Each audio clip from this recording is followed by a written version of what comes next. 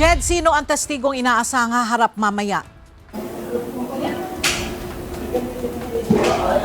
Ella, inaasahang ihaharap mamaya ng prosecution panel ang kanilang testigo na si Attorney Jeremy Lotoc, yung Regional Director ng National Bureau of Investigation o NBI. Sa ika-4 na araw ng impeachment trial ni Vice President Sara Duterte, panibagong testigo ang inaasahang ihaharap ng prosecution sa impeachment court.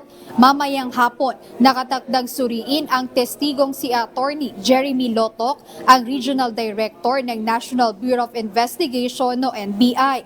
Kasama sa posibleng ilahad ng nasabing witness ay ang detalye sa ginawang investigasyon ng NBI tungkol sa presensya ng hitman na umano'y kinuha ni Vice President Duterte na siyang papatay kina Pangulong Ferdinand Marcos Jr., First Lady Liza Araneta Marcos at late First District Representative at dating House Speaker Martin Romualdez oras na may mangyari sa kanyang masama. Wala namang katiyakan ayon sa impeachment court kung matatapos ang direct at cross-examination kay Attorney Lotoc ngayong araw para panibagong testigo naman bukas ang susuriin ng magkabilang panig. Ayon kay Court spokesperson Attorney Reggie Tonggol, depende talaga ang schedule sa bilis ng pagtatanong, bilis ng pagsagot at sa bilis din ng proseso na mailatag ng House Prosecution Panel ang kanilang ebidensya.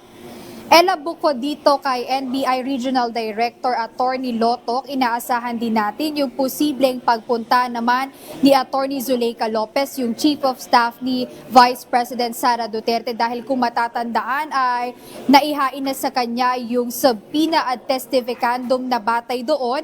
Inuutos na impeachment court na siya'y humarap dito sa Senado July 14 o ngayong araw, at sa July 14, which is bukas alas 2 ng hapon kung anong oras nagsisimula nga yung impeachment trial. Pero nilinaw ni Attorney Tonggol na siyang tagapagsalita ng impeachment court na bukas pa talaga or sa July 14 pa talaga yung aktwal na inaasahang pagsalag bilang testigo ni Attorney Zuleika Lopez, dahil nga ngayong araw ang nakaschedule talaga ay si Attorney Lotoc ng NBI. So ayan yung mga antabayanan natin dito sa Senado. Balik sa inyo, Ella. Maraming salamat, Jed Naresina.